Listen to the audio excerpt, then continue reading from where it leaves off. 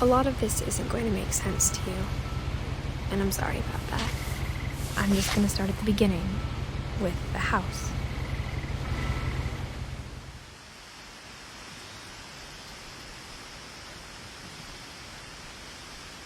Someone had put up a chain link fence, but it looked like I wasn't the first person to hop it. My brother Milton disappeared when I was 4. It was like the house just swallowed him up.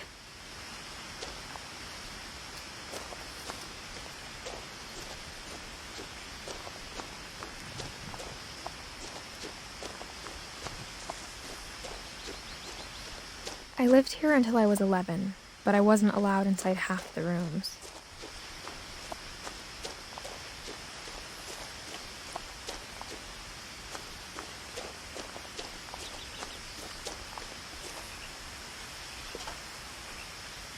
Inside the mailbox were bills from 7 years ago, marked urgent, open immediately.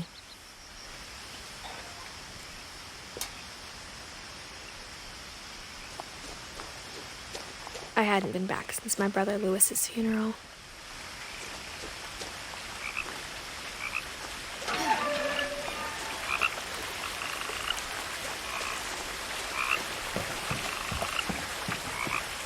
In her will, my mother left me a key, but didn't tell me what it unlocked.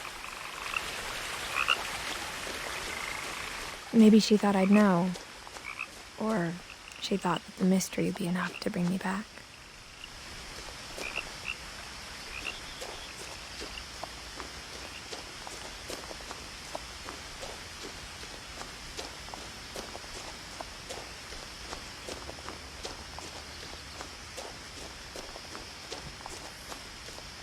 No one had driven this way in a long time, but I saw a few hoof prints.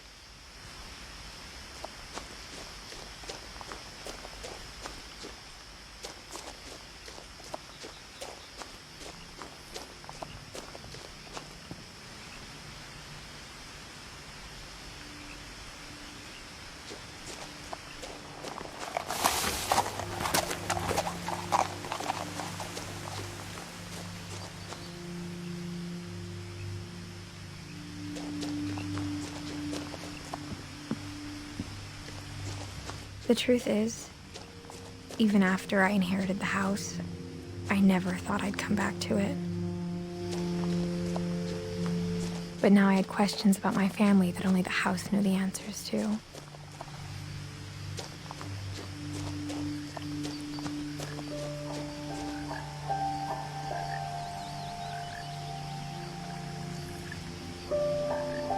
The house was exactly like I remembered it, the way I'd been dreaming about it.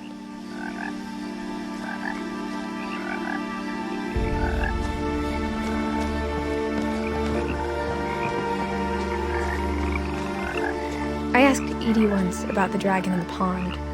She said it had killed her husband. I was 6. It seemed like an odd joke to me even then.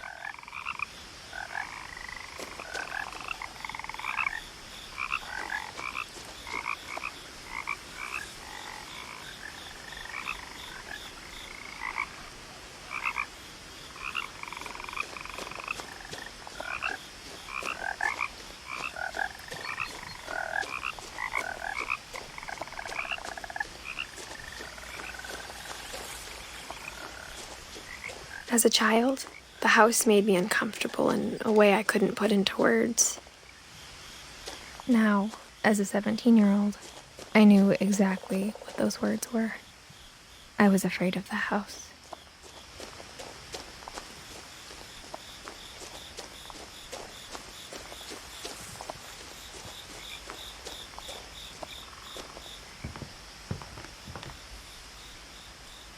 I hoped the key might unlock the front door. It didn't.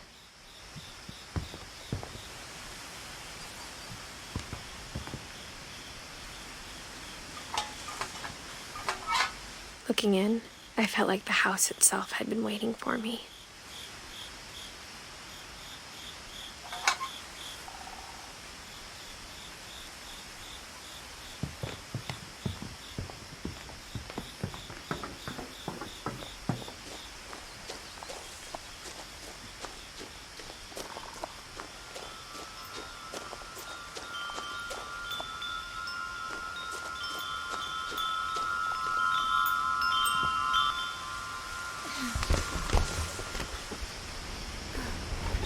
Crawling through the doggy door used to be a lot easier when I was 11.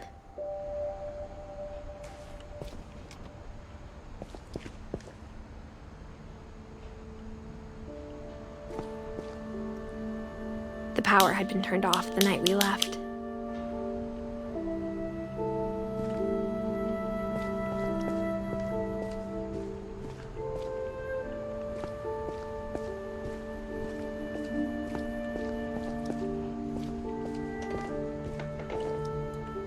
For the first time in years,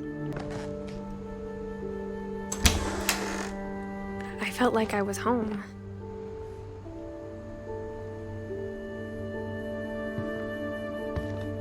But instead of a family, there were just memories of one. Like how after Lewis started working at the cannery, we all got sick of eating salmon, except our cat, Molly. Or how only one restaurant would deliver to our house, so we had Chinese a lot.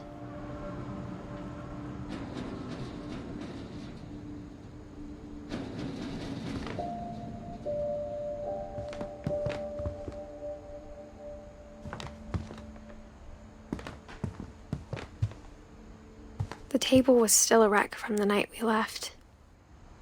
It was like a bomb had gone off, killing everyone but sparing the furniture.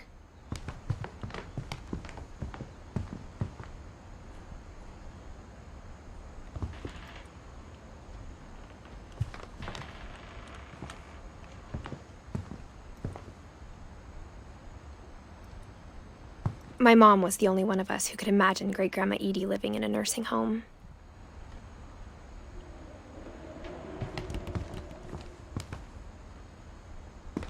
Nothing in the house looked abnormal.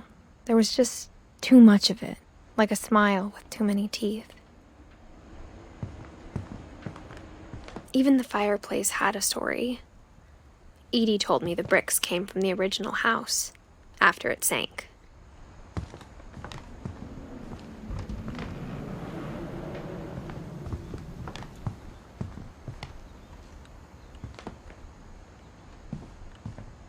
Mom always told me to stay out of the basement, so I wasn't too surprised when the key didn't fit.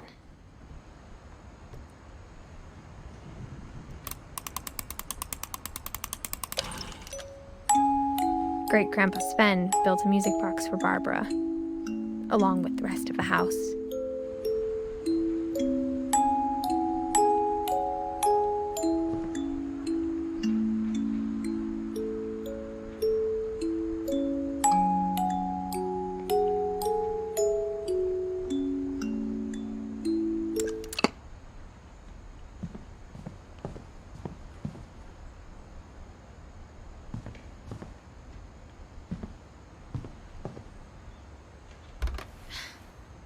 Edie told me once that every Finch who ever lived is buried somewhere in the library.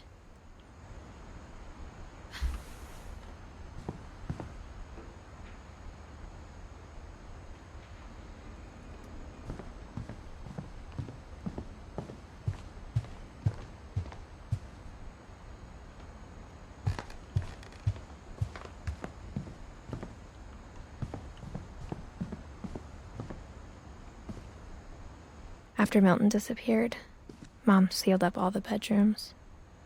Then Edie retaliated and drilled peepholes.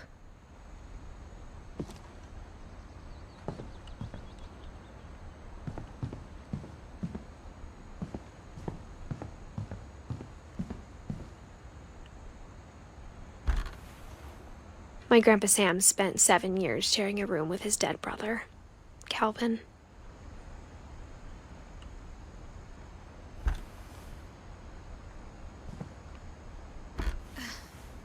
As a kid, I just assumed every house had peepholes and sealed rooms you weren't allowed inside of.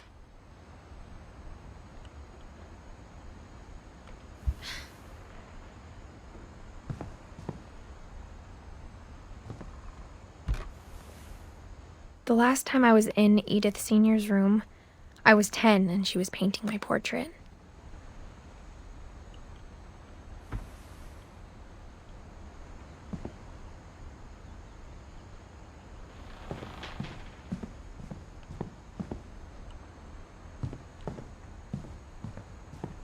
Whenever people ask me about my family, the first thing they always want to know about is Barbara.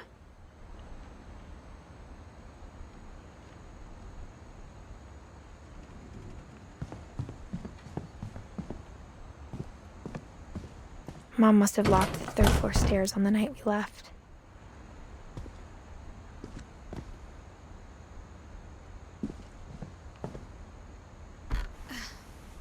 Barbara was a child star for 2 years, until America grew out of it.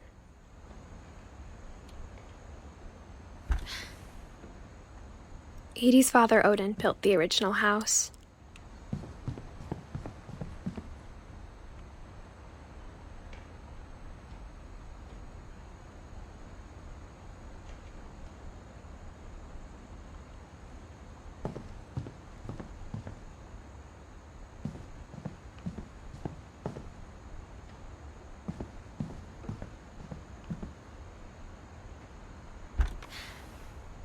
Molly always seemed like a girl I could imagine being friends with, if she hadn't died in 1947.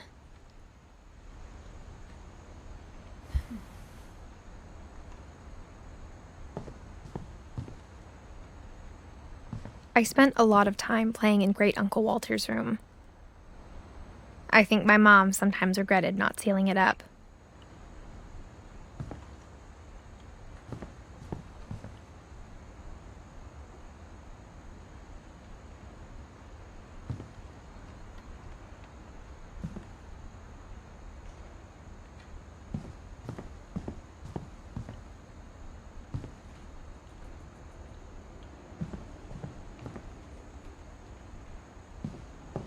Lewis told me there were secret passages, but I never believed him.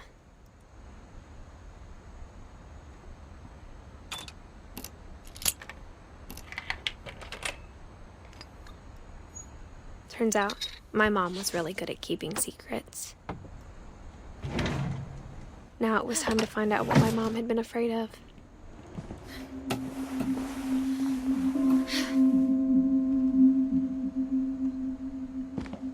From the paintings on the wall, it was clear my brother Milton had been here before me.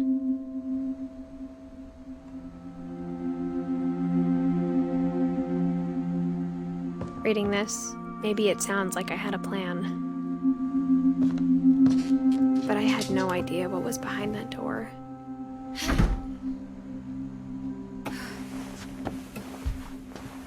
Just like I had no idea where all this was gonna lead.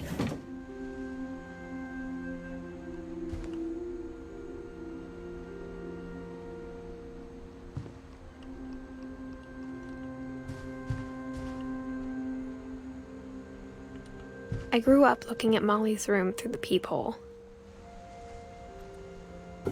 Molly's gerbil had a tiny bedroom with its own even tinier gerbil cage.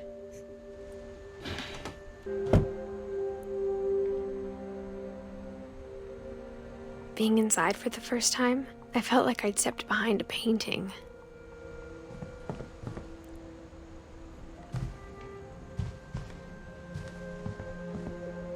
I got the sense Edie had spent a lot of time here, before my mom sealed the doors.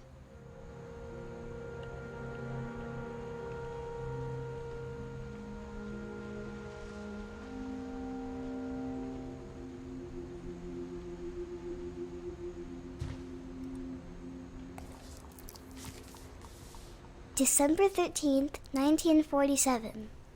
Dear Diary, I'll be gone soon, but I wanted to tell somebody about what's gonna happen.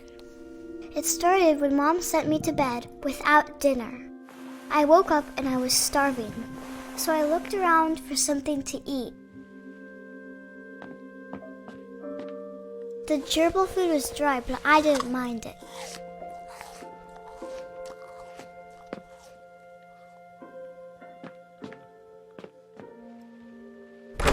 Mom, can I come out now? Sweetheart, it's late. Go to sleep. My Halloween candy was all gone.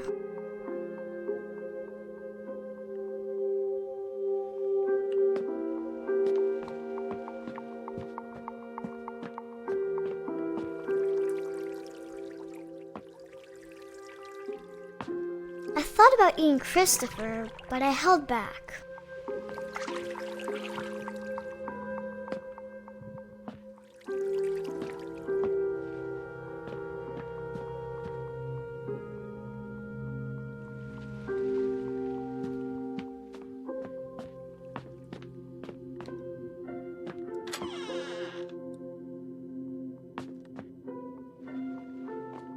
I kept eating and eating.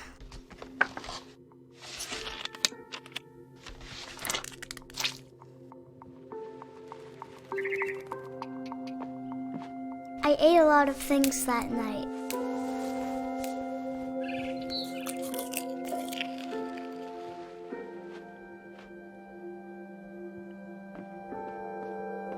Then I heard chirping outside my window. It was a barn swallow going back to her nest. I reached out for her.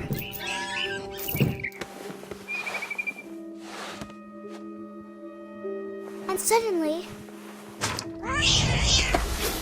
I was a cat.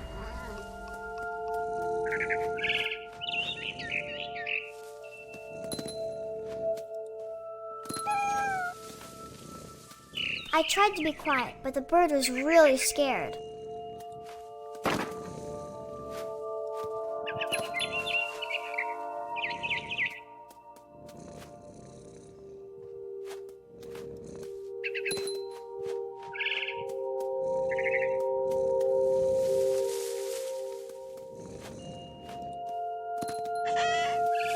Mom and Dad didn't even look at me.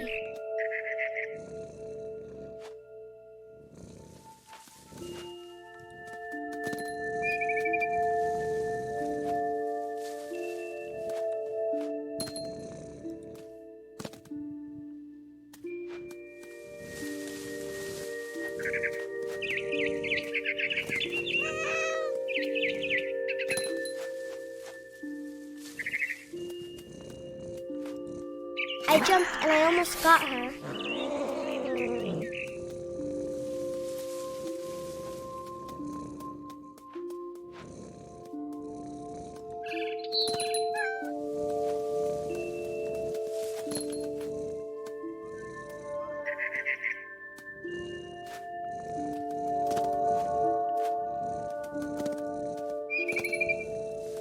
Now I was up in the big tree.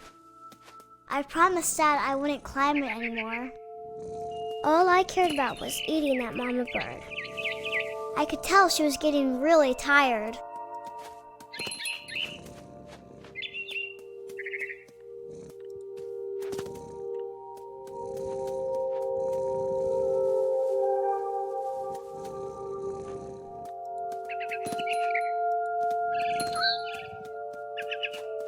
I gobbled her up. And suddenly, I was an owl. First, all I heard was the wind. Then I heard little teeth nibbling in the grass.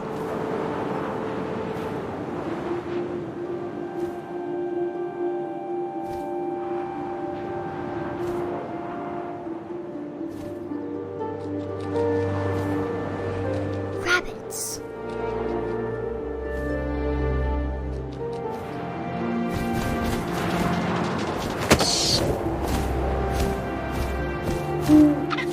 I imagined his face looking up and seeing mine through my talons.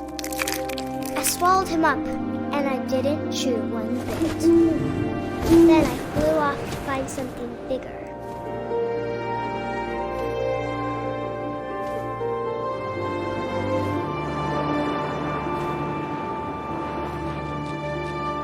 A mama rabbit.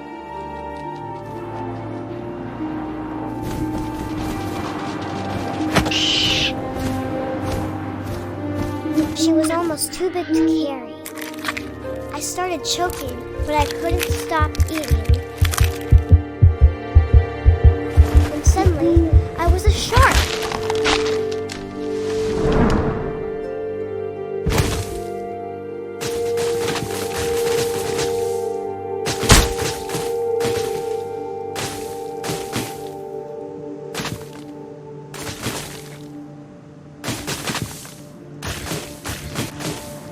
I rolled off a cliff and into the ocean.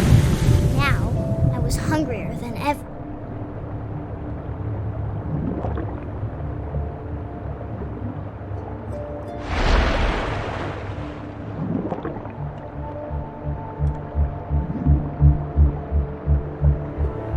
I wanted fat, juicy seals.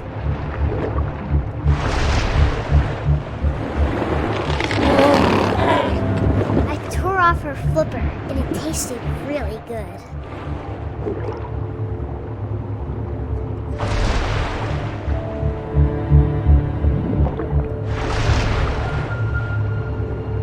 I grabbed on tight, but I was so hungry, I jumped out of the water.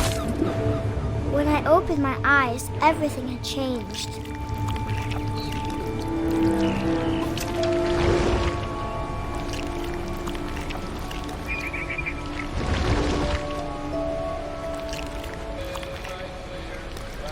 Now I was a monster, and I smelled people everywhere.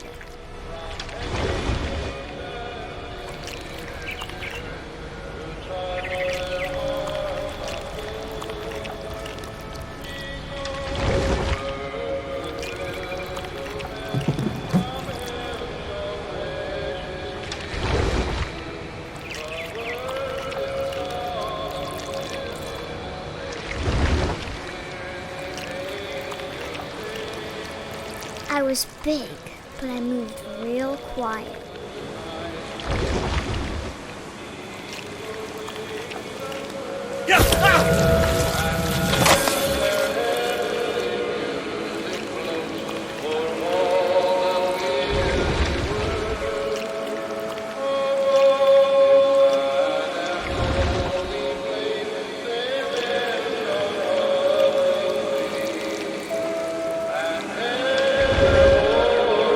I wanted to stop, but also I didn't.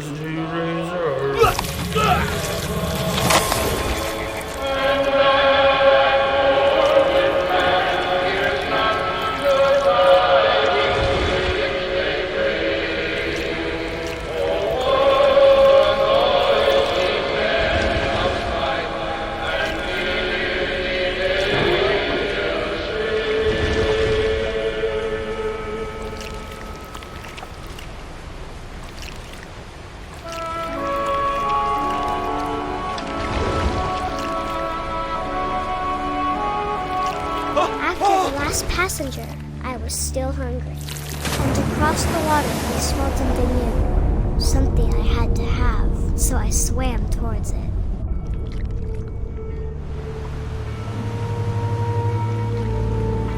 I slithered onto the sand, and the good smell went into an old pipe.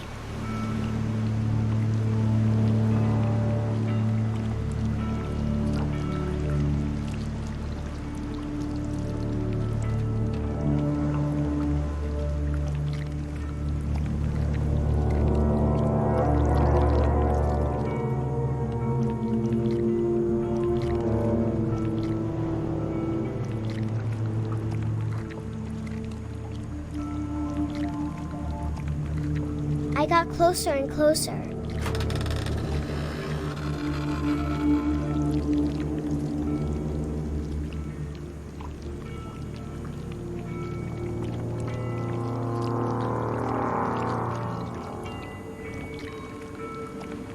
All my stomach started growling. And suddenly, I was me again. I held my breath for a long time, but I couldn't hear anything.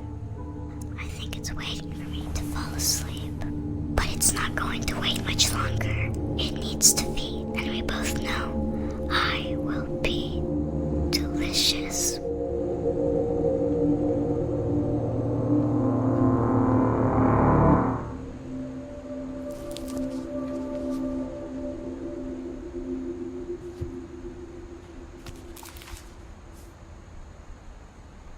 I'm not sure if I believed all of that, but I'm sure Edie would have.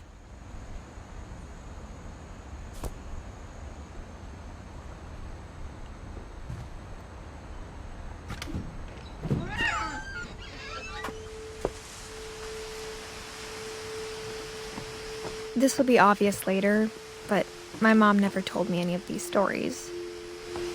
Edie would have, but Mom didn't like bringing up the past. Though, when we adopted a stray kitten, she was the one who named it Molly.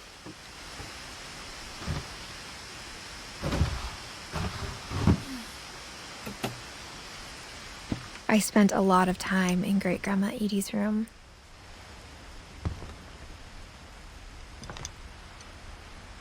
Louis died a week before we left, but Edie had already started to memorialize him.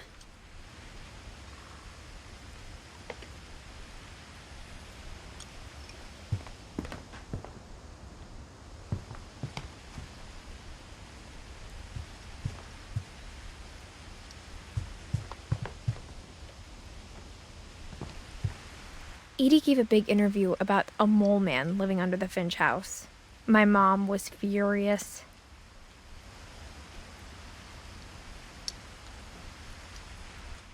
I hadn't thought of myself as Edith Jr. for a long, long time.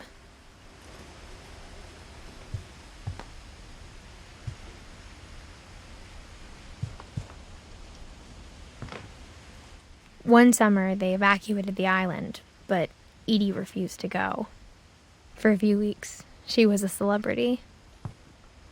When Edie told people Sven was killed by a dragon, she could also have said he was building a dragon-shaped slide that collapsed. She could have, but she didn't.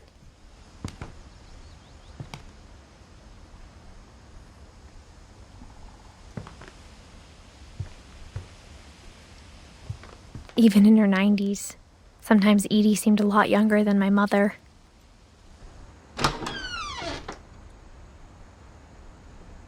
The only trace Grandpa Sam's first wife, Kay, left on the house was the pink bathroom. It was a pretty big trace.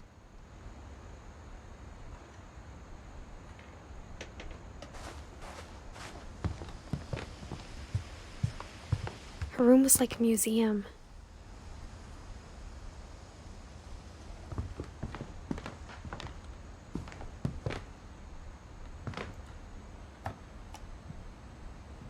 For 500 years, the Finches have been famous throughout Norway for their fortune and misfortune. Odin Finch buries the latest victims of the family curse, his wife Ingeborg and their newborn son, Johan. On January 7th, 1937, he set sail with his family and his house, hoping to leave the curse behind. But 40-foot waves off the coast of Washington send the house and Odin to the bottom of the sea. Odin's daughter Edie, with husband Sven and baby Molly, step ashore on their new home, Orcas Island. Odin Finch is the first to be buried in the new family cemetery. His daughter Edie is already dreaming of a new Finch house.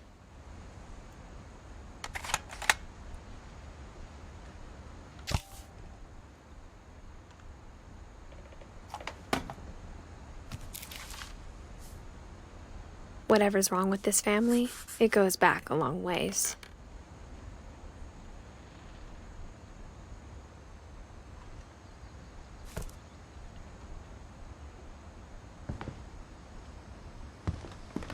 Edie knit me a new pair of gloves every year, just in time to replace the old ones.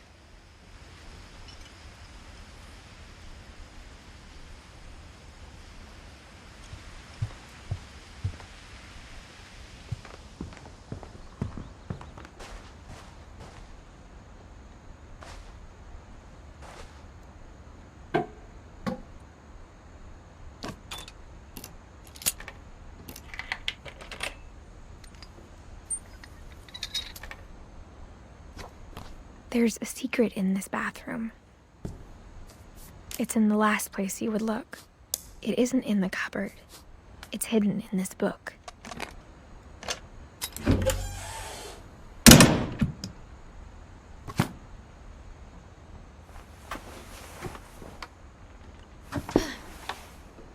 Sven gave Sam an old camera he'd refurbished. He never put it down.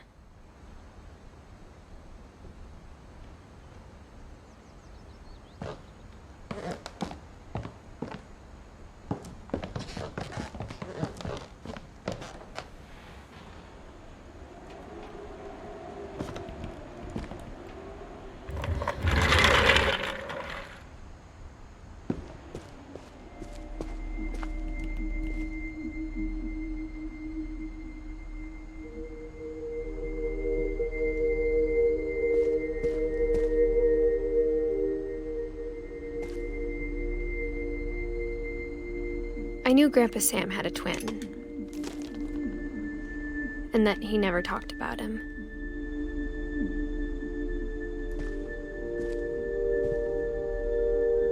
I guess my grandpa didn't like history any more than my mom did.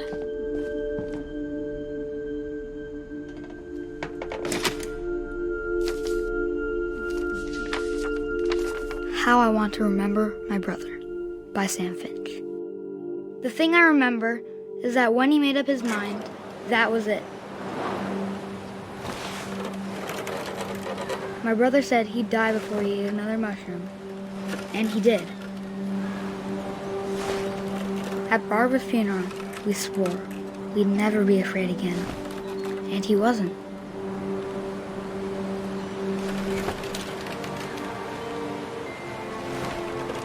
I think Calvin always wanted to fly.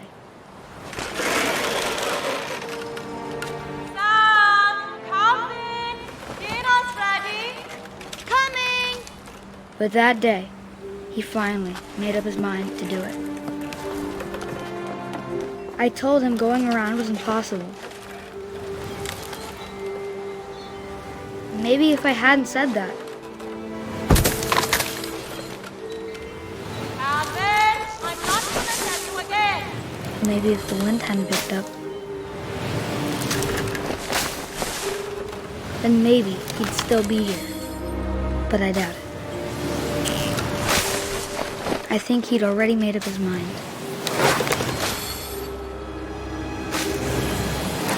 That's what I want to remember about my brother.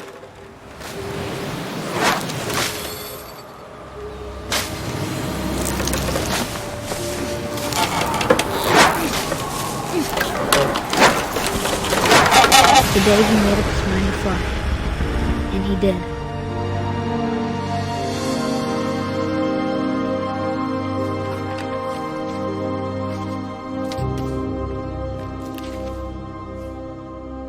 Calvin's story felt strangely familiar. When I was younger, I remember trying to do the exact same thing.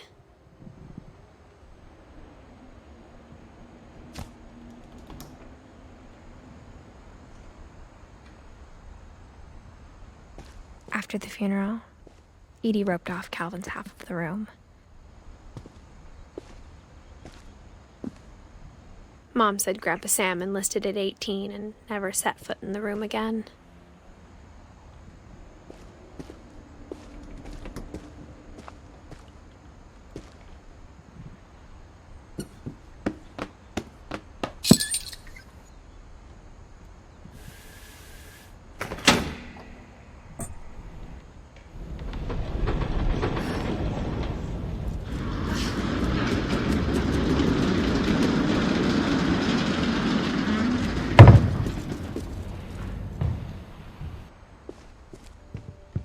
The passages were a pretty tight fit.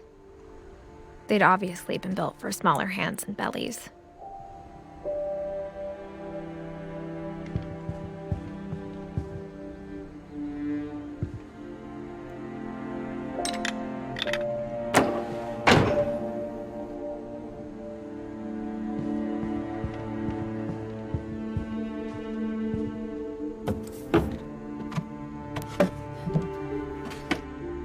Growing up, I always thought of Barbara as a child star.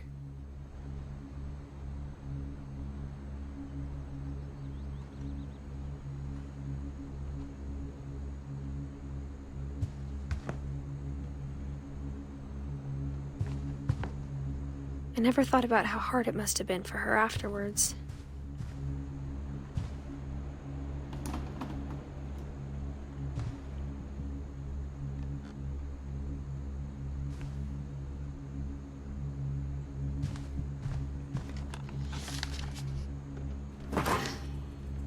Of all the stories people wrote about Barbara's death, I'm surprised Edie saved this one.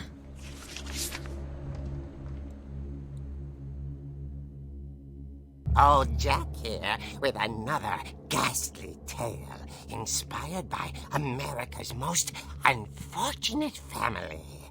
I'm calling it The Surprise Ending of Barbara Finch.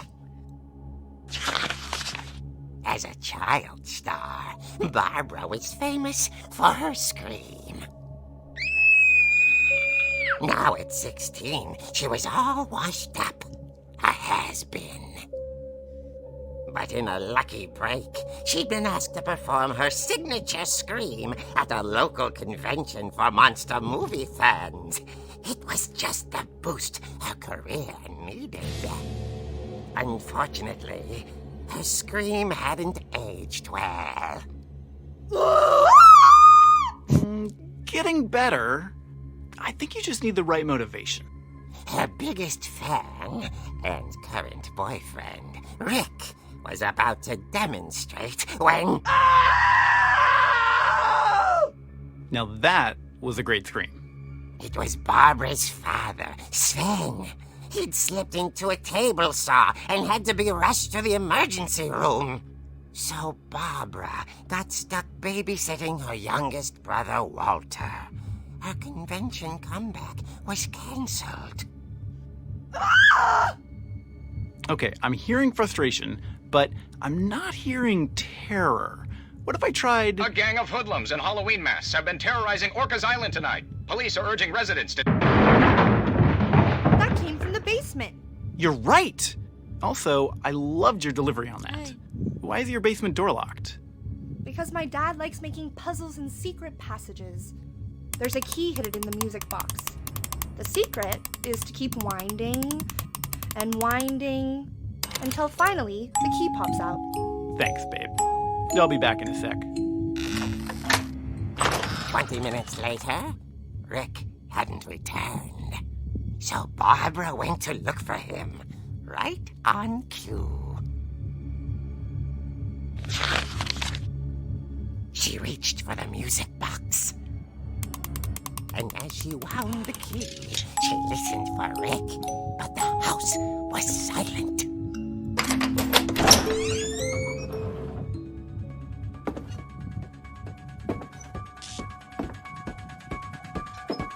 She found Rick's crutch and imagined the worst.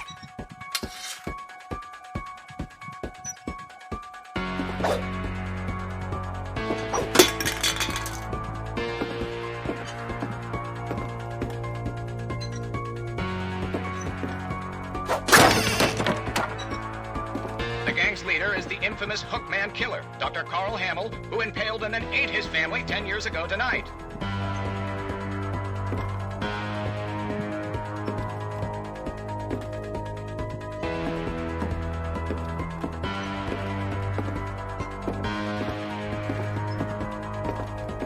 The old fridge rattled and grew still.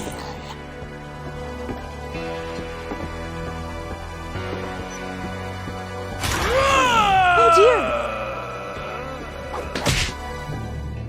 Oh! Rick? Barb, relax. I was just trying to scare you to help you find your scream. Well, I'm not scared, Rick. I'm furious. Then act furious. All I'm getting from you now is that you're hurt and confused and She threw him out, but she kept a little something to remember him by. Barb, have you seen my other crutch? And she was still holding it when she fell asleep watching the late picture show. Hours later... Barbara! Walter, what's going on up there? Ah! Okay, I'm coming up, but if this is a trick, you're dead, Walter.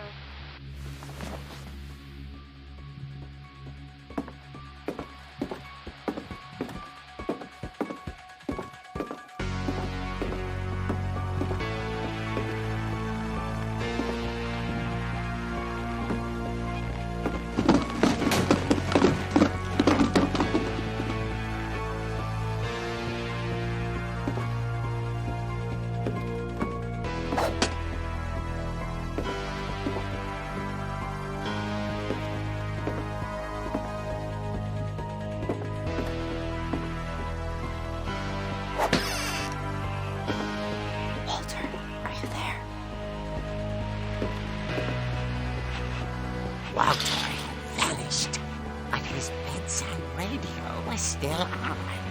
Orcas Island police describe the man as 6 feet tall, with a steel hook for a hand. Residents are urged to lock all doors and windows and notify the police of any suspicious activity. Barbara turned, saw the hookman, and was speechless. He was quite smashing.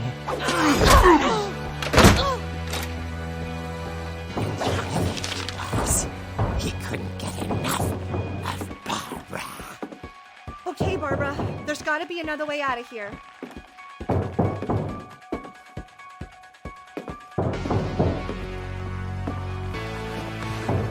That night, she played her part beautifully.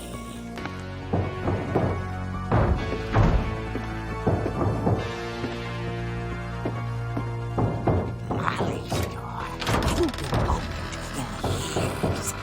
The hinges groaned.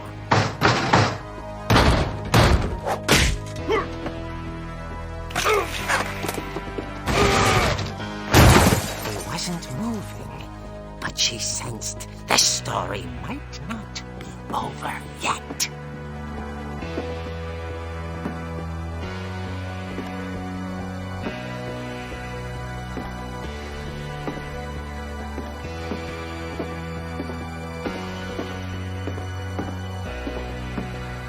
The hookman had vanished. She listened for his breathing, but all she heard was...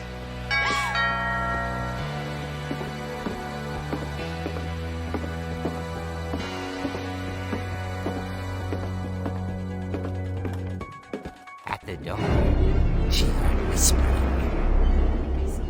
It was coming from inside the house.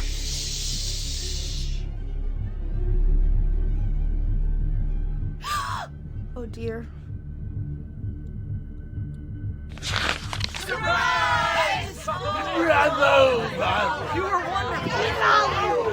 monsters had come to surprise her. For Barbara, it was a dream come true. Then she saw what kind of monsters they were, and she realized what was about to happen. She was going to be famous. And with her final breath, Barbara Finch gave the performance of her life.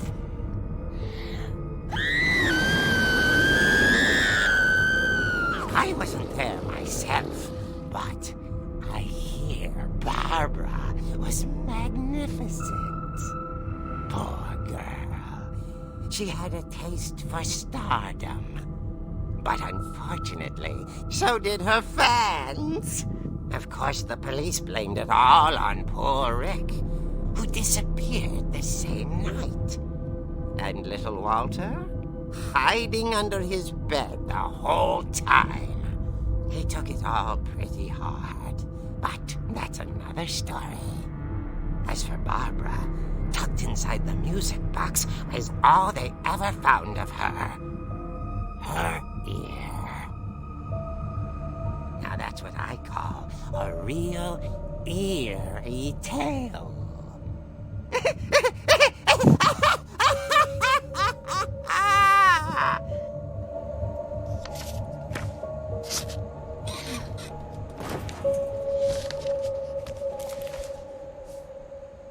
Edie told me all Barbara wanted was to be remembered, as absurd as that comic was. Maybe what Edie saw was a happy ending.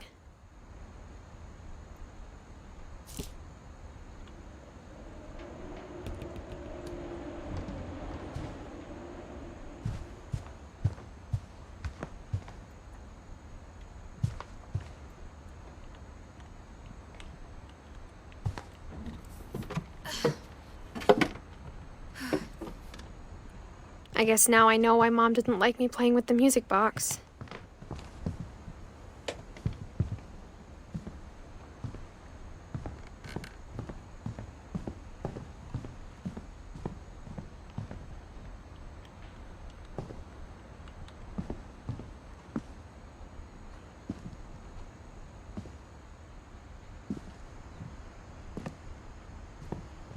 A lot of things got left behind in the whirlwind of that last night.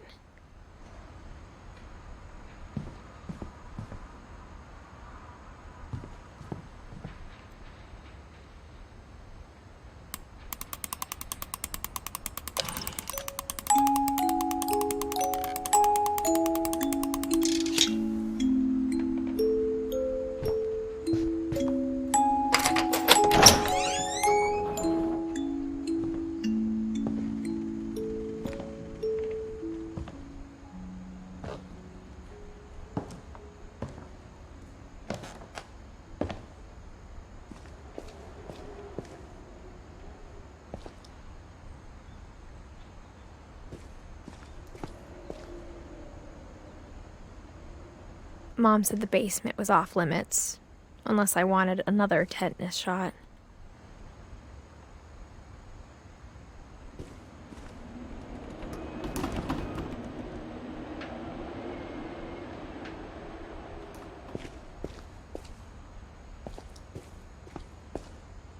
I saw Edie sneak down to the basement once, carrying packages. I thought maybe she was hiding presents.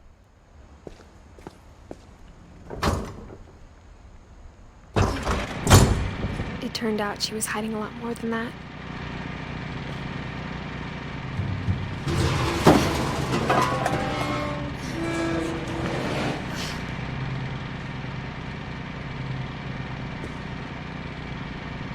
I remember asking Mom once about where Walter had gone. She said after Barbara died, he got as far away as he could. If there's a pattern in all these stories,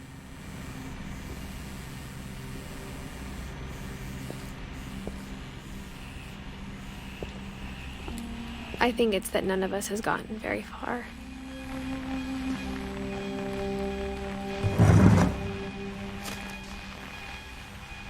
Goodbye, everyone. I can't believe I've been down here for 30 years. On that first day, after the shaking started, I didn't think I'd survive a week.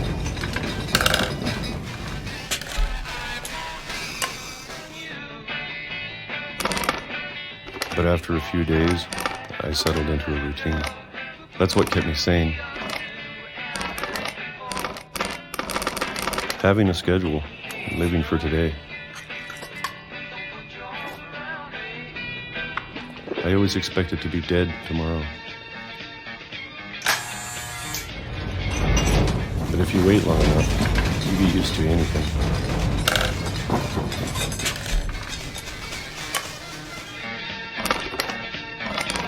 Even a monster on the other side of the door starts to feel normal. Almost friendly.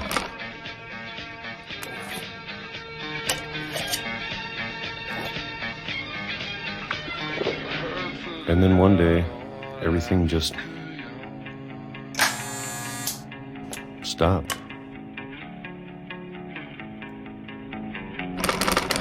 Whatever that thing was, it was gone. Maybe it got tired of waiting. Or maybe I just got tired of being afraid.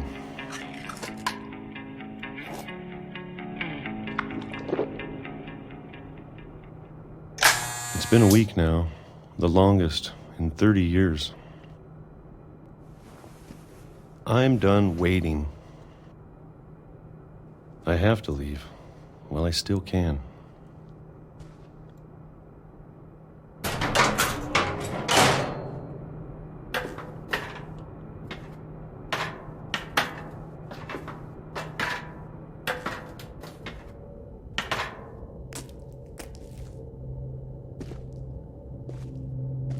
I know it's out there somewhere.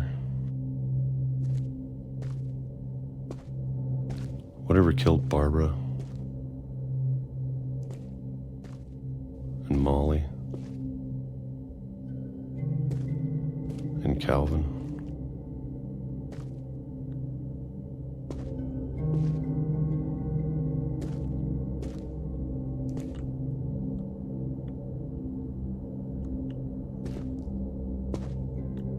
Maybe this is all a mistake.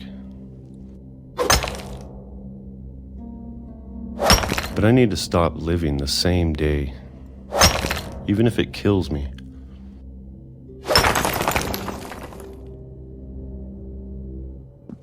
Whatever's out there, I want you to know I'm ready for it. I'm going to appreciate all of it, especially the food. I don't mind if I only have a year left,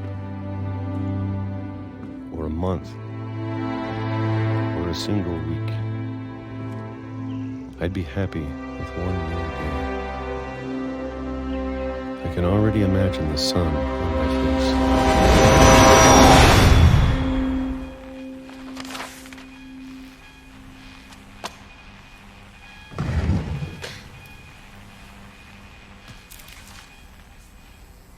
Walter died when I was 6.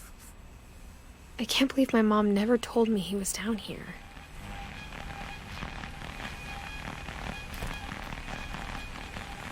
I'm sure my mom was trying to protect me.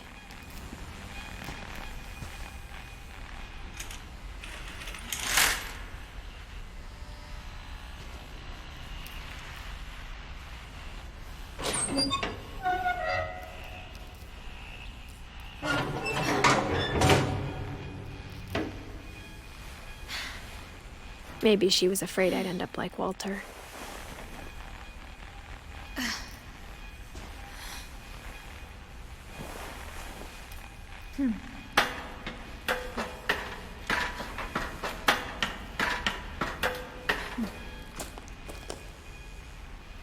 But if she never told me about an uncle under the house, I can only imagine what else she was hiding. I don't want to make the same mistakes she made. Trying to bury something that's still alive.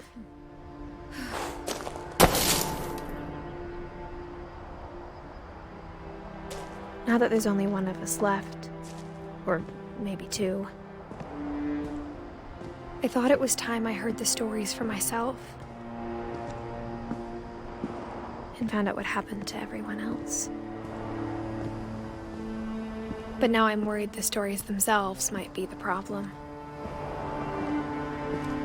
Maybe we believed so much in a family curse, we made it real.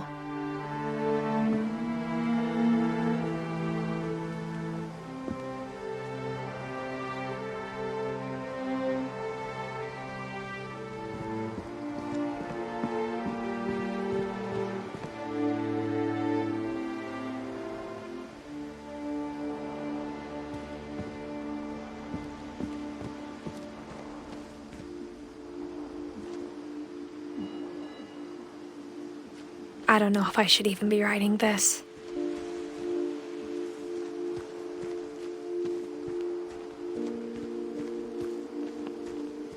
Maybe it'd be better if all this just died with me.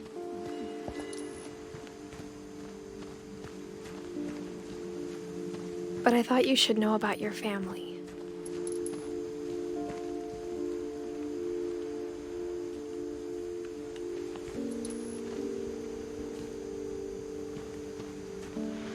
And the history you're a part of.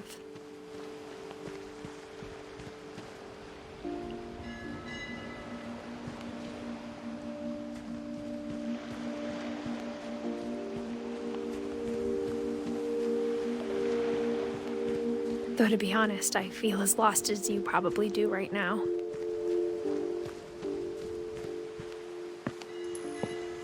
I think the people in these stories believed them. For what that's worth.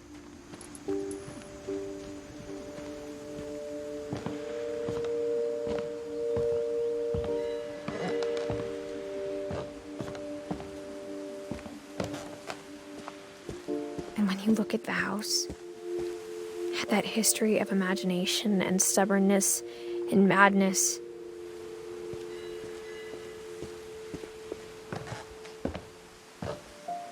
any of it seems possible.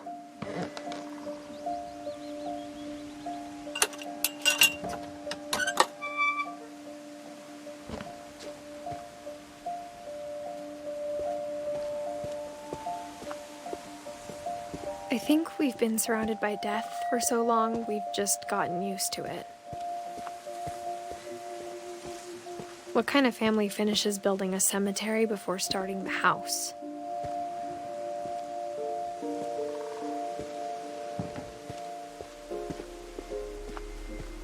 It's embarrassing for me to admit this, but the pet cemetery made me more uncomfortable than the human one. 3 of the gerbils were mine, and 2 had been my fault.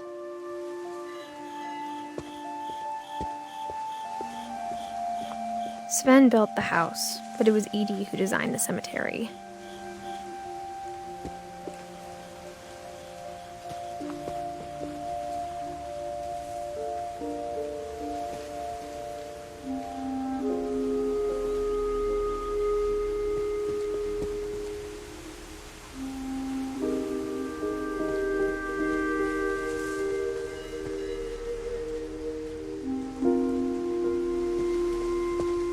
I'm sure Odin's monument had been Edie's idea.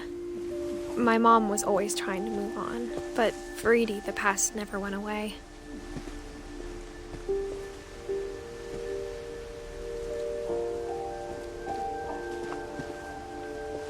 She could see it poking out of the water at low tide.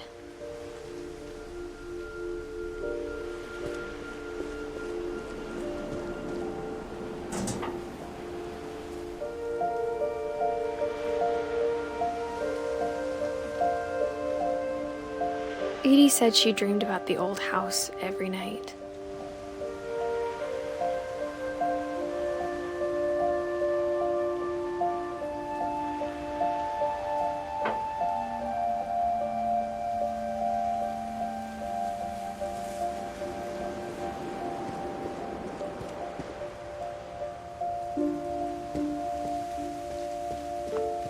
Edie's side was always easier for me to understand. But the older I get, the more I can see where my mom was coming from. Her dad had been pretty strict, but it wasn't enough to save her brothers. She was just trying to do better.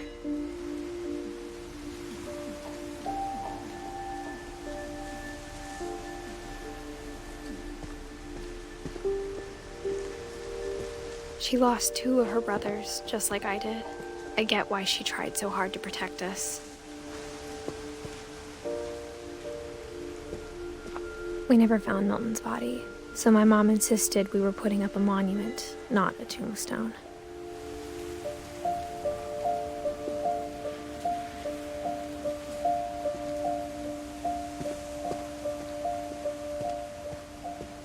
There's so many things I wish I could ask my mom now. Part of me thinks this is what she wanted all along, for me to come back someday and find everything out for myself.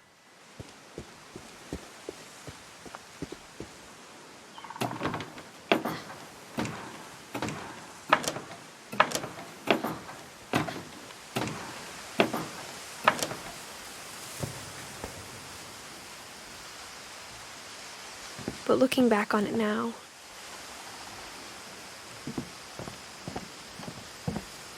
if she told me there was going to be so much climbing, I never would have come when I was 22 weeks pregnant.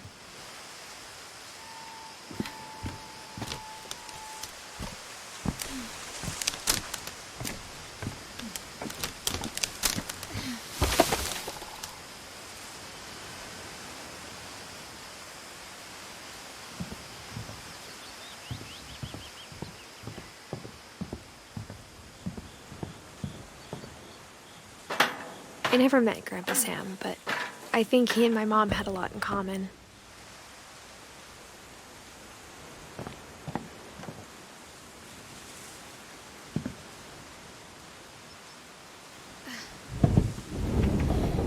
They were both pretty intense. Sam spent his life shooting photos, but Mom said he got nervous being in front of the camera. I guess we're all afraid of something. Instead of hiding from death, Sam seemed to go out of his way to meet it.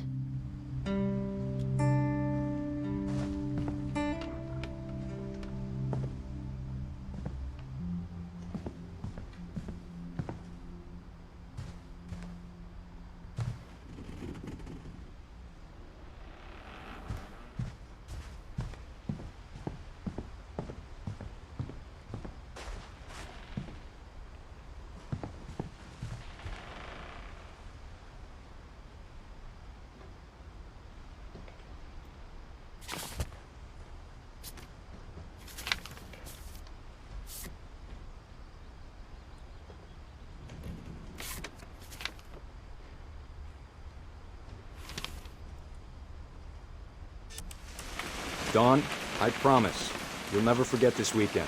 Yes, sir. These memories are gonna last a lifetime. Perfect.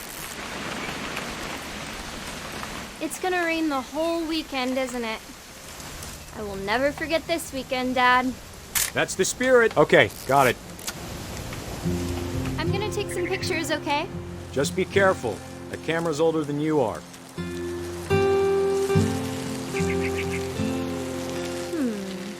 Definitely should not have drunk all that coffee. Hey! That's a keeper. I'm just saying, I'm not always gonna be here, Dawn.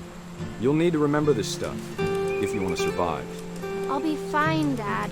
You know who else thought he was gonna be fine? Some guy who died. Dawn, I'm being serious. I know, Dad. You're always serious. Doesn't being out here make you want to chill out? Well, to tell you the truth, I haven't been out here in 20 years.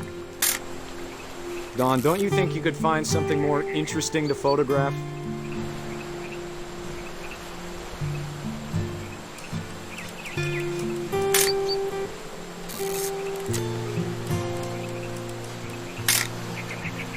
Last time I was with my brother Calvin. Man, that was a great trip. Your grandpa Sven taught us how to fish, how to build a fire. We found an old logging trail. There were deer. Dad! Good eyes, Dawn.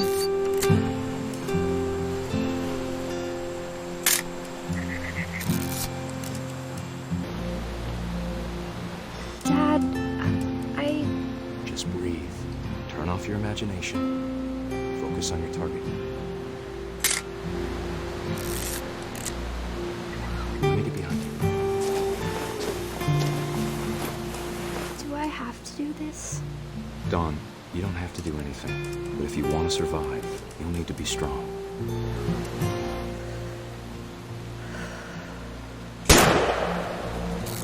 Great shot, Dawn!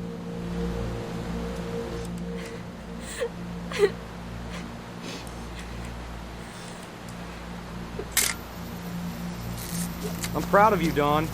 Always remember that, okay?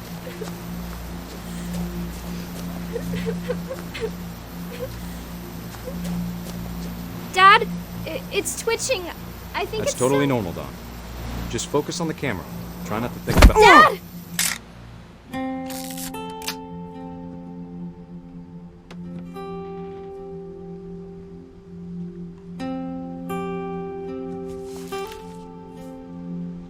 Of all these stories, that's the one I wish most that my mom had told me.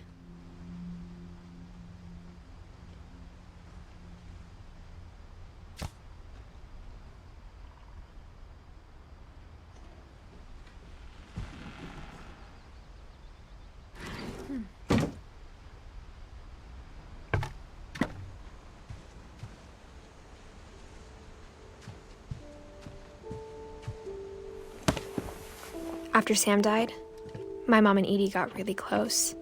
They'd both lost a lot.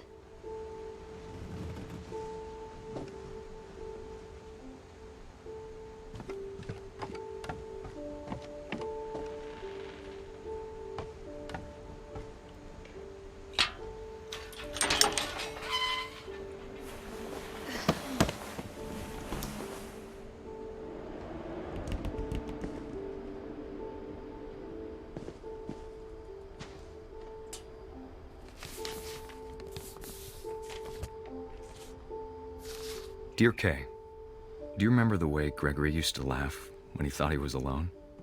Like something funny was happening, but only he could see it. I think he saw things the rest of us don't.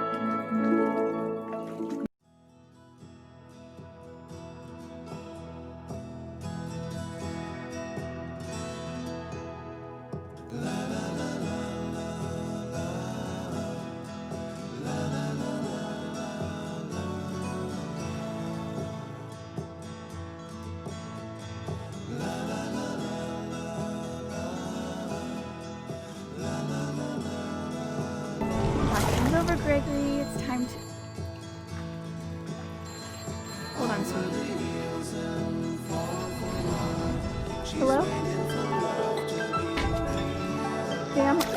you, I don't want to talk right now. I wonder what he saw.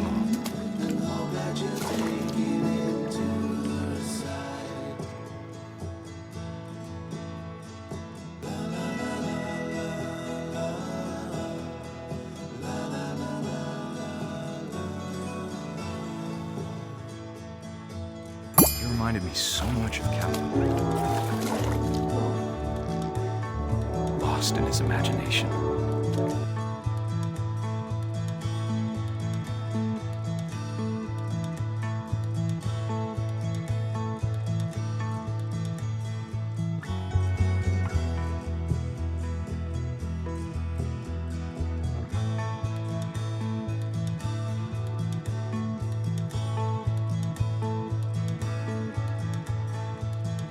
Whatever it was he saw.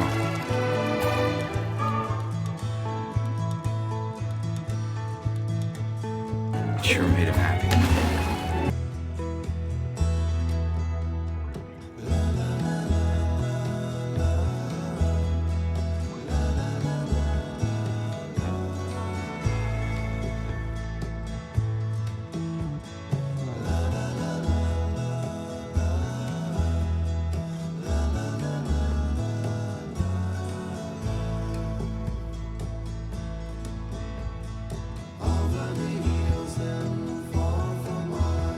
I know how silly it sounds.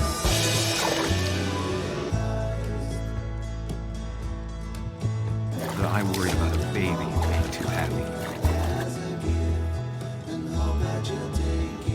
I could feel him slipping away.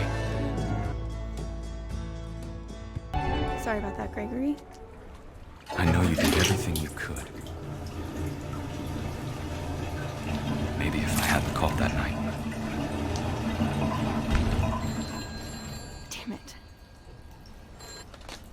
Hold on, I don't want Gregory to hear this.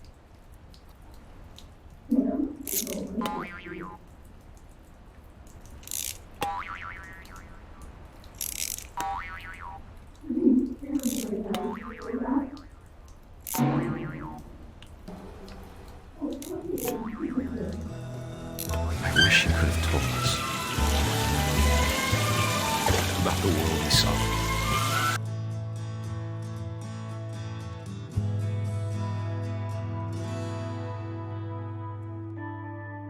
There's so much I don't understand about Gregory, about everything.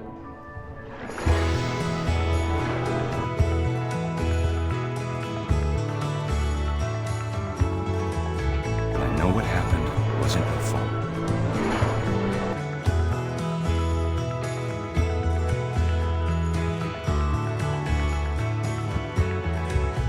Sure as hell. If you want me, I'd be happy to. Good luck, Kay. Love, Sam.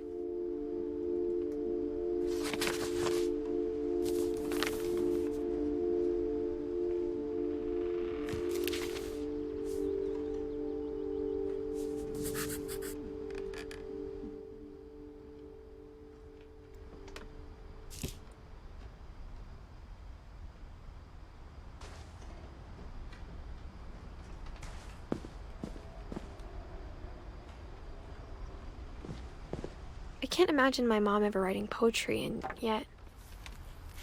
A poem for Gus, who always said the wedding was a bad idea. Our father never hit us kids, at least not very hard, before the day my brother said with teenage disregard that he'd be dead before he'd see a wedding in our yard.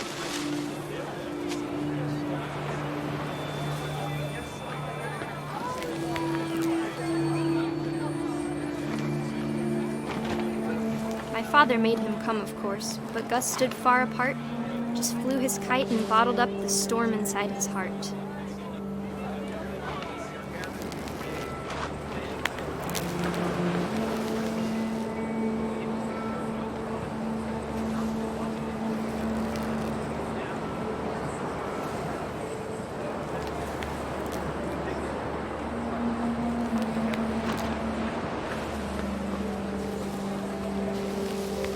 I tried to talk him out of it, but But though he'd never met her, we don't need a stepmom, were the words that I now pronounce you husband and wife. You may kiss the bride.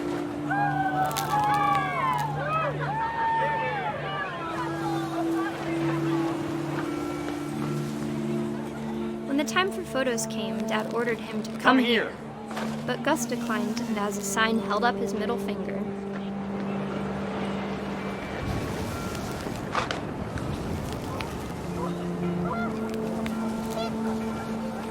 The wind picked up, and panicked geese appeared and quickly went.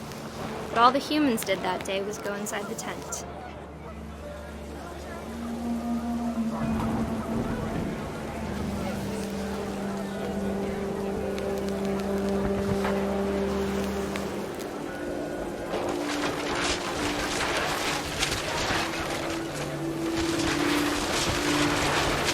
The rain came down in buckets then, but no one seemed afraid that nature might destroy the tent our dad had crudely made.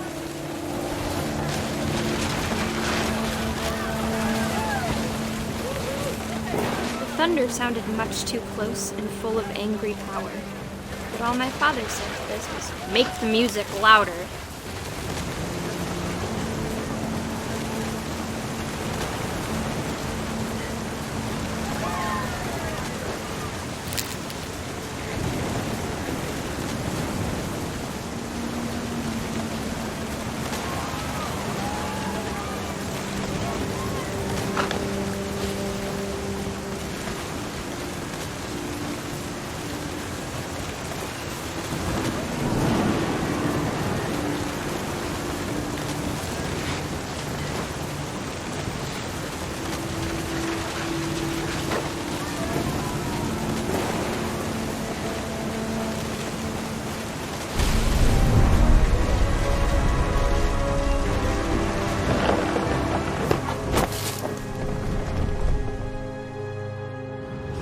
I wish that I could truly say I thought about you on that day.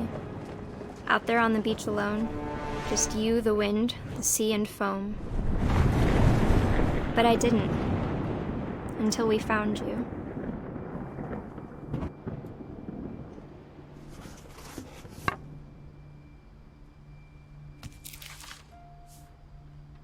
She never talked about him, but Mom told me once if I was a boy, they were going to name me Gus.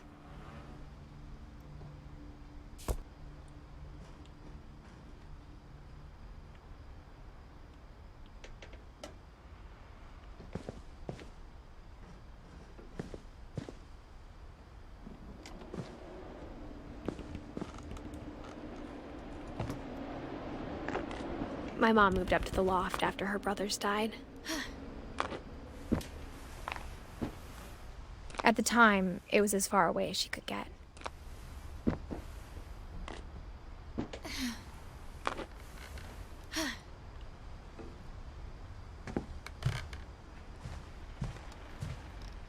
She spent a summer building houses in Calcutta, where she met my dad, Sanjay.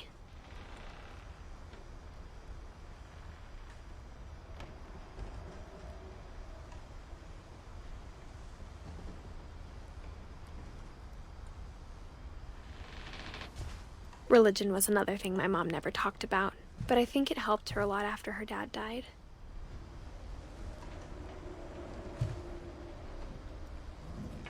My mom moved to India a week after graduation and got a job teaching English. Louis was born a year later.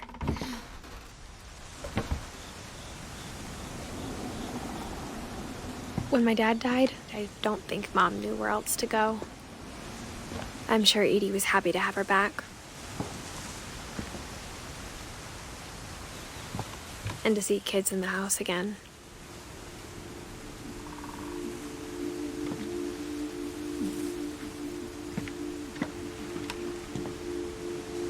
The house had to get a little bigger, but Edie was used to that.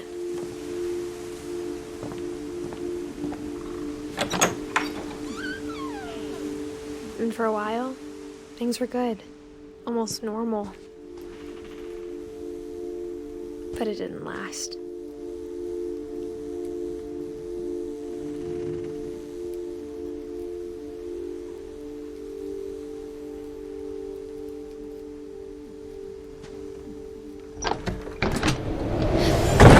beginning of the end was Milton's 10th birthday, when Edie gave him a castle.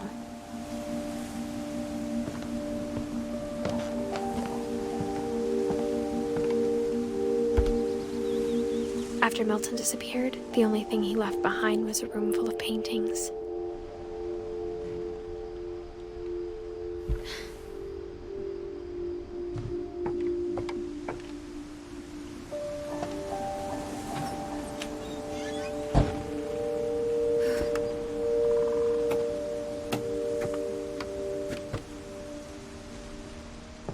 I think Edie was happy to finally have another painter in the family.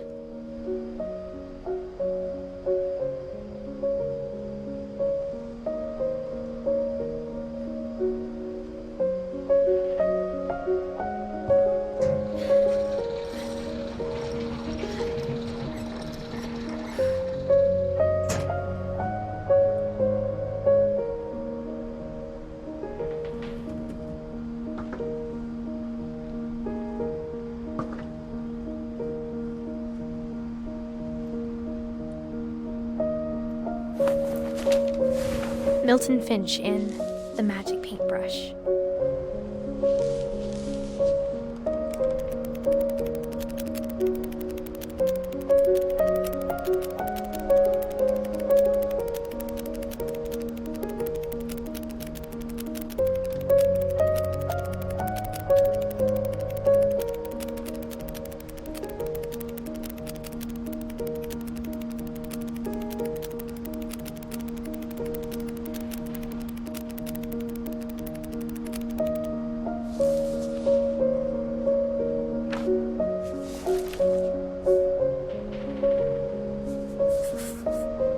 I was 4 when Milton disappeared.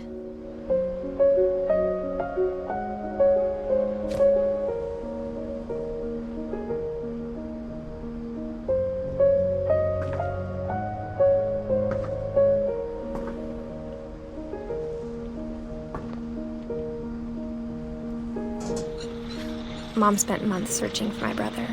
Then she sealed the doors.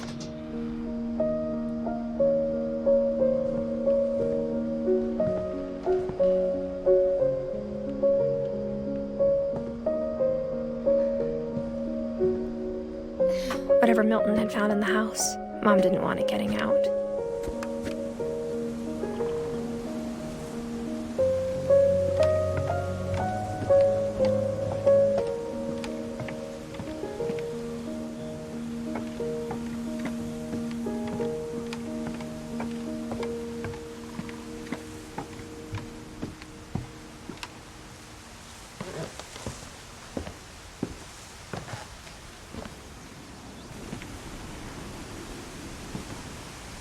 Mom definitely blamed Edie, but I think Louis blamed himself. After he graduated, he just spent more and more time in his room, until Mom got him a job at the cannery.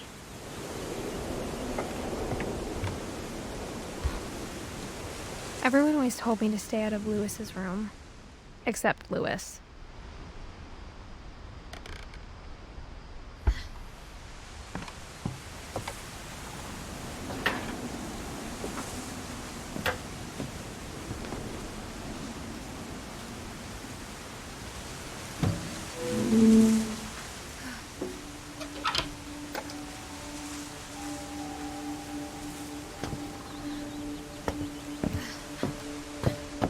Louis's room smelled very, very familiar.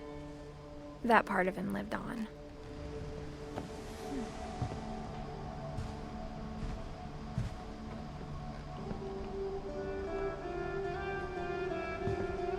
Louis and I spent a lot of time playing games together, but he was surprisingly bad at them. He died a lot.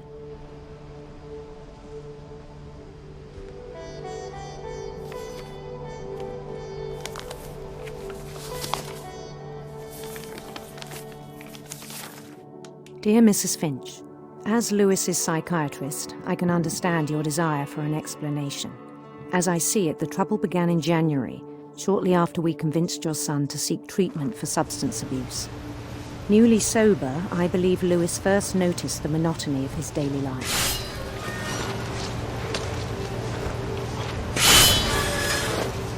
He kept working at the cannery.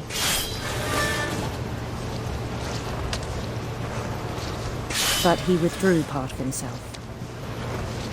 In our sessions, I saw the same behavior. His mind began to wander. I asked him to describe it. He said he started small, imagining a labyrinth. He'd feel his way about. Then something moved.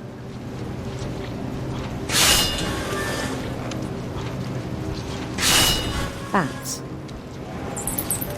and toads.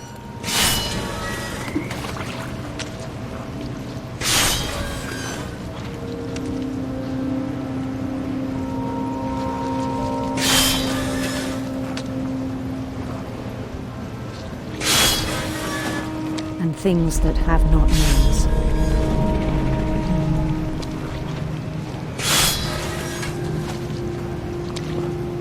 He knew it was all in his head.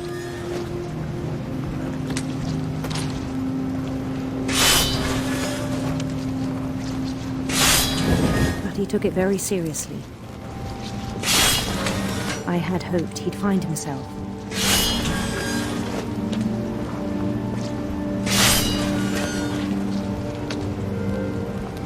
But he found something more.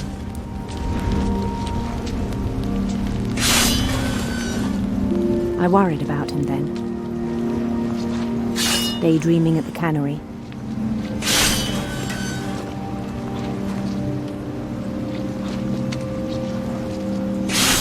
I spoke with his boss. But he said Lewis had become a model employee. Methodical, tireless, focused. Like a whole new Lewis. So I let him go on.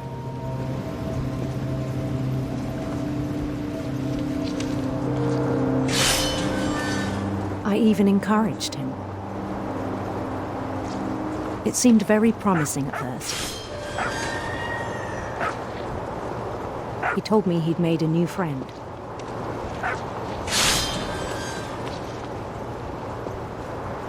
On the edge of a city he named Lewis Topia.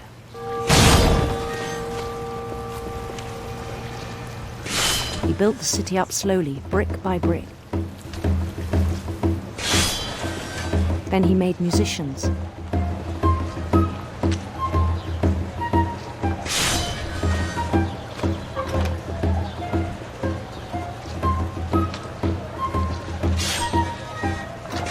And songs for them to play. He talked about starting a band. And he was always humming something.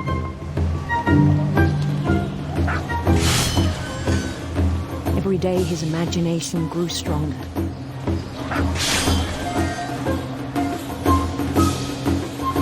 He no longer spoke at the cannery. But his chopping was as reliable as ever. Then one day it struck him that all the cheering crowds, even the stones under his feet,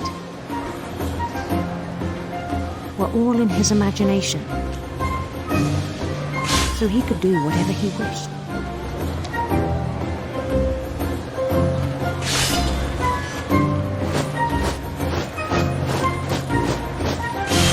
He held an election for mayor. And he won.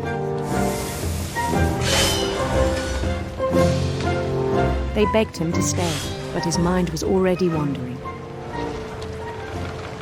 It became a game for him.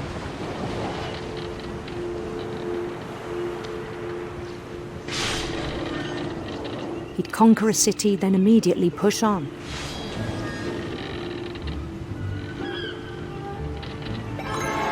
New Louisville.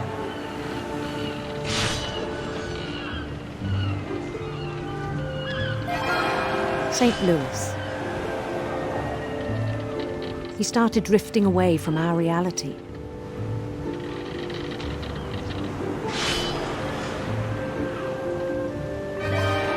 Minneapolis. Until one day he forgot to go home from the cannery. Even as his mother pleaded with him, part of Louis kept sailing on.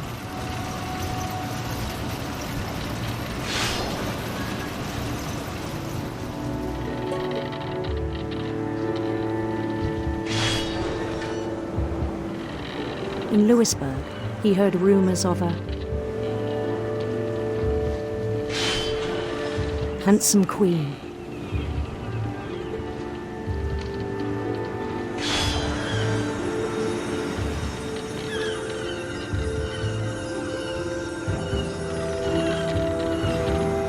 The queen was on her own quest for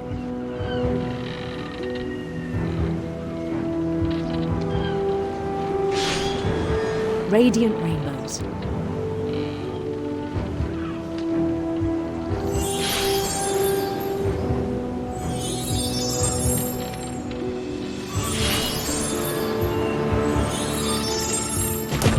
He followed the sound of her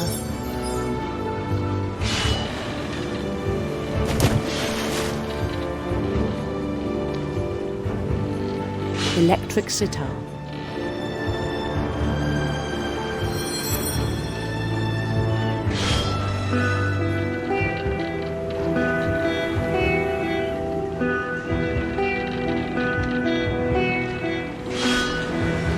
His chase led him to a golden palace east of the sun and west of the moon. Even then, his logic remained sound.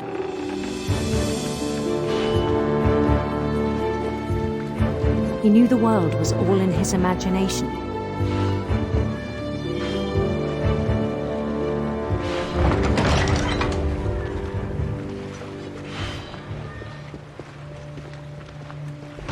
But he was so proud of having created it. In his own eyes, he'd become something greater than a king.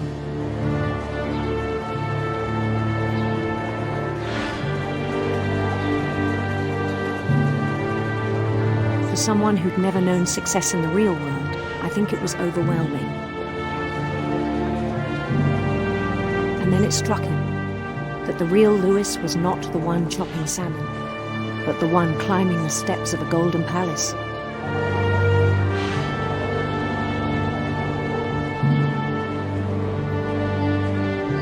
My imagination is as real as my body, he told me. It was hard to argue with him.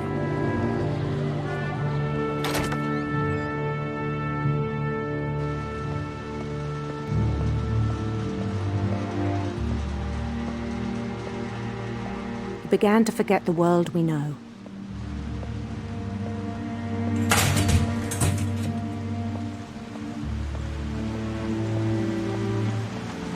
I think it pained him to remember Louis, the cannery worker.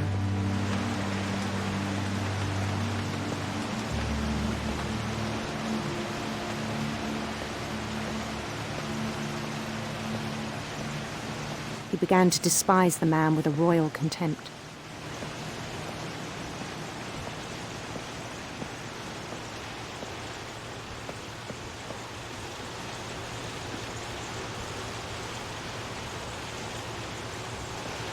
I still thought I could save him. Even after he said he was being crowned king over all the lands of wonder. The palace would be packed with his companions.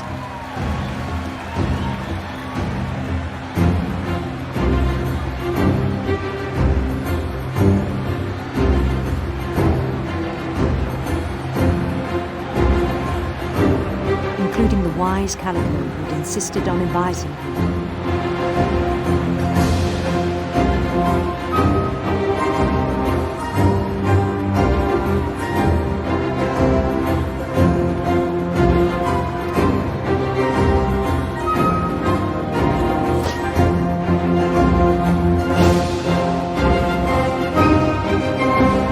His queen waited, holding his crown.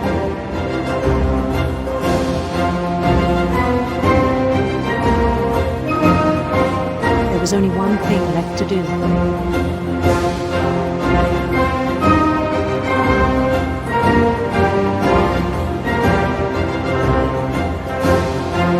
Bend down his head.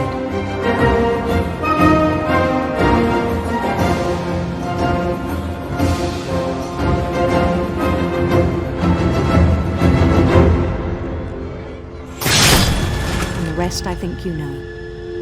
Mrs. Finch, your son was a kind man who will be missed by all of us who knew him.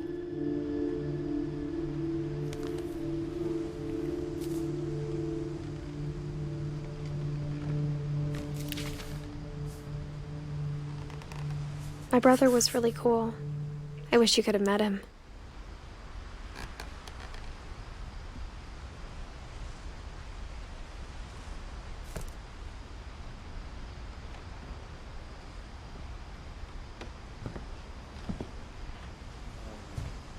He was so proud of being Indian. I think for him, it was a way to be something other than just a Finch.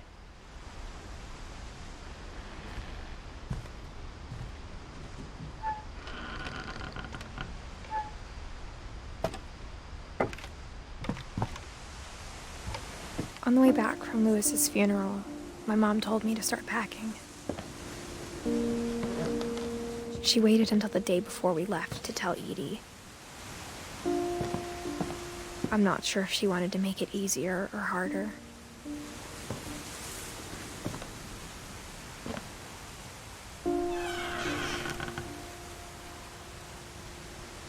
I wish we'd stayed.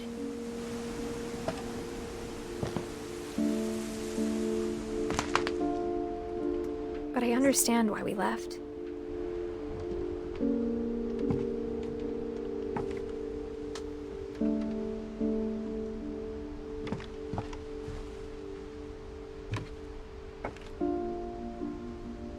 My mom ended up leaving everything behind.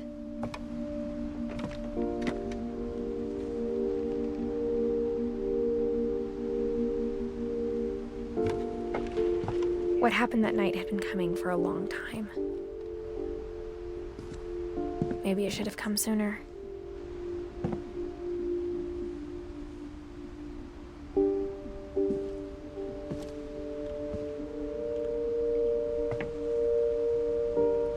But it had to end one way or another. All that's left now is to tell you about that last night.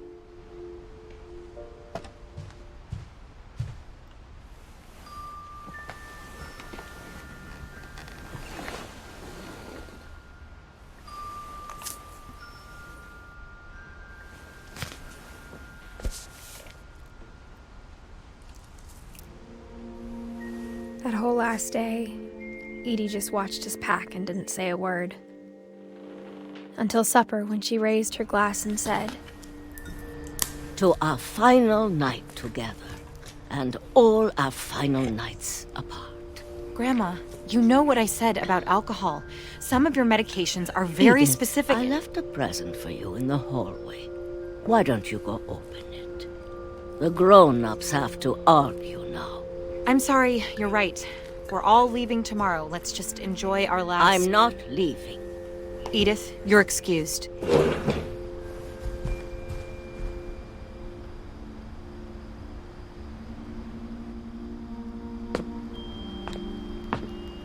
The power had been shut off that morning, but Edie always had plenty of candles. When my mom sealed the library, I don't think she knew about the other entrance. Or that Edie had a key to it.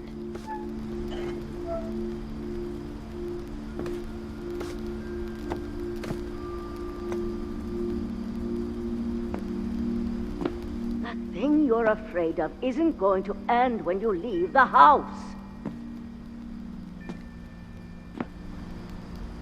Edith has a right to know these stories.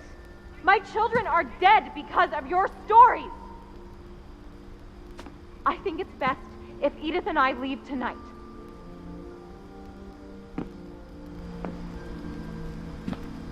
We'll have the nursing home send a van for you in the morning, okay?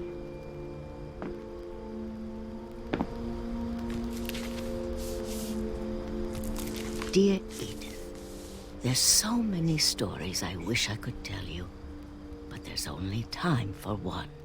This is about what happened on the night you were born.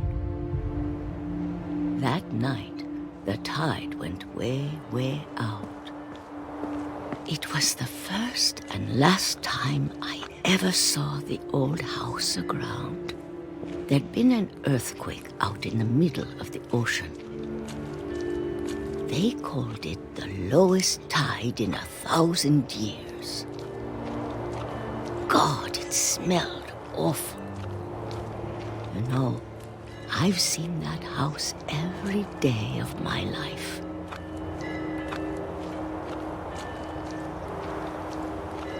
But I never thought I'd go back to it. When the fog rolled in, I lost my way.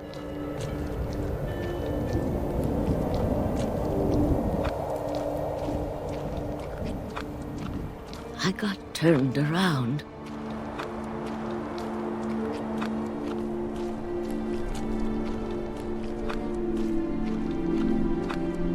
I started seeing things.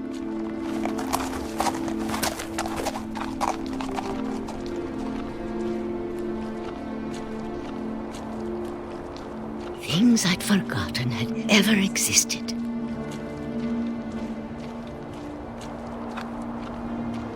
But when I saw them, they felt like old friends.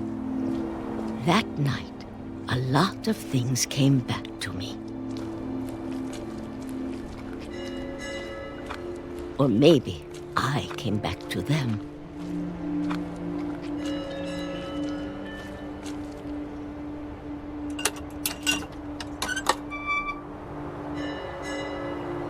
Things I can't explain, but that I need you to try and... Edith, what are you doing in here? It's mine. Edith! Mom, you're gonna rip it! Let go! I kicked and screamed, but Mom dragged me to the car.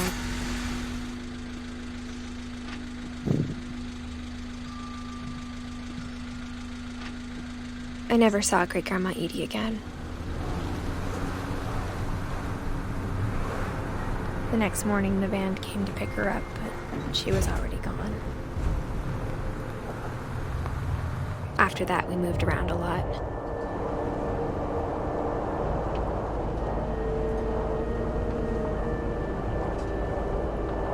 We both tried to make the best of it.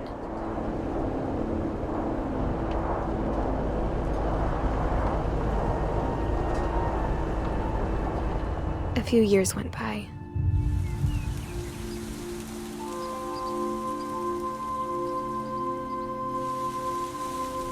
My mom didn't like to talk about it, but she started getting sick a lot. The rest happened pretty quickly. She got better for a while, and then she didn't. And then I was alone.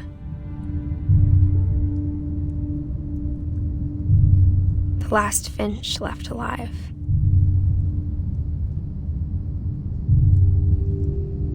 Until I found out about you.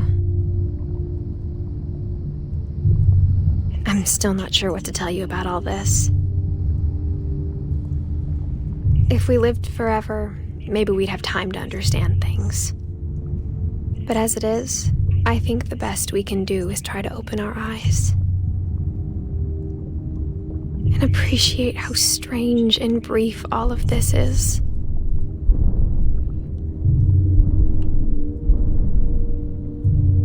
This journal was supposed to be for you. But now I hope you'll never see it. I just want to meet you. And tell you all these stories myself. But I guess if you're reading this now, things didn't work out that way.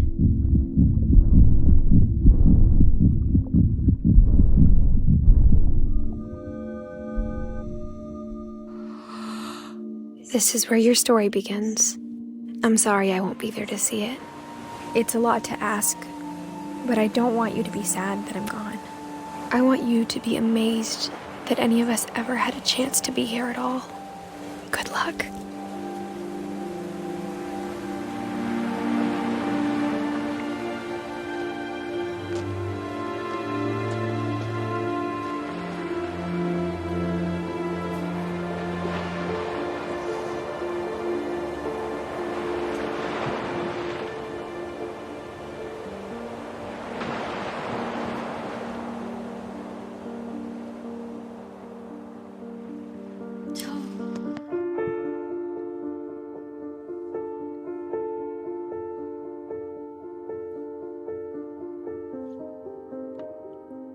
Oh, sorry I didn't respond. I was super embarrassed.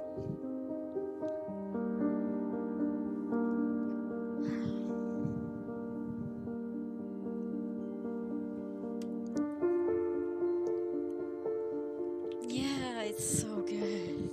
I get chills. Fuck. Oh.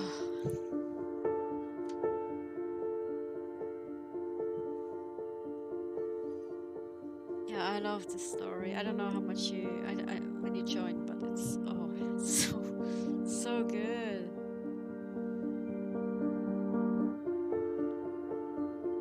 Oh, okay, that's a shame.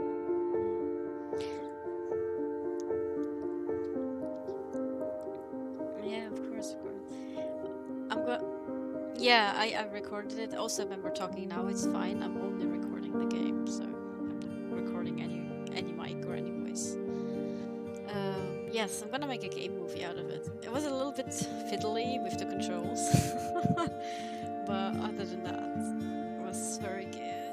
Oh god, I really love Lewis's story. I don't know if you saw that one, but that's the one when you play as that prince or in the cannery.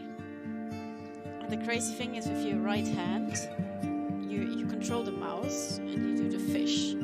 You hack the fish head and then you send the fish away. And with your left hand on the keyboard, you play the other character in the story. And it's so mind-blowing what that does to you. It's so weird, like you really understand how he was losing the grip of reality. It's so good.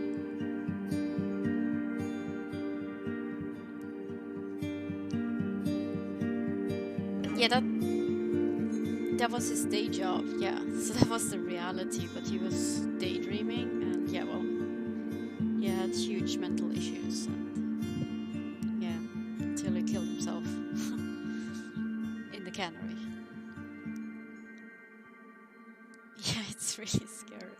It's impressive stories, like, yeah.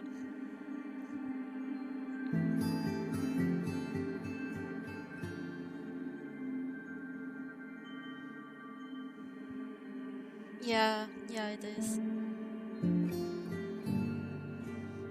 Yeah, I mean, like I said, I will upload a YouTube video. I will post it. There won't be any voice. It will just be the game. So yeah, you can watch all of it if you want. But I love it. It's so good. Like I already knew it, but it's been like, I don't know, a couple of years.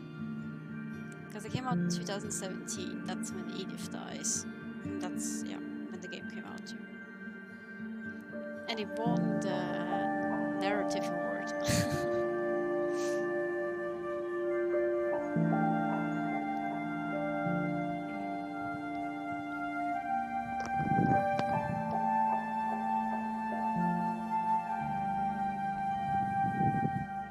Yeah, of course. It's a really interesting way of telling a story. Like, you're piecing it together. Like, basically, if you hear from the start, you go through family member by family member, and you start like in 1930s or something until 2017. Yeah, it's really impressive. Hi, sorry, we're just done. I'm just finishing. It's just the credits now. Yeah, and so when you start in the game, the tree, like the pictures are not there. except for Edith. And then you go slowly through the story, and she fills in when every family member dies. And yeah, it's crazy.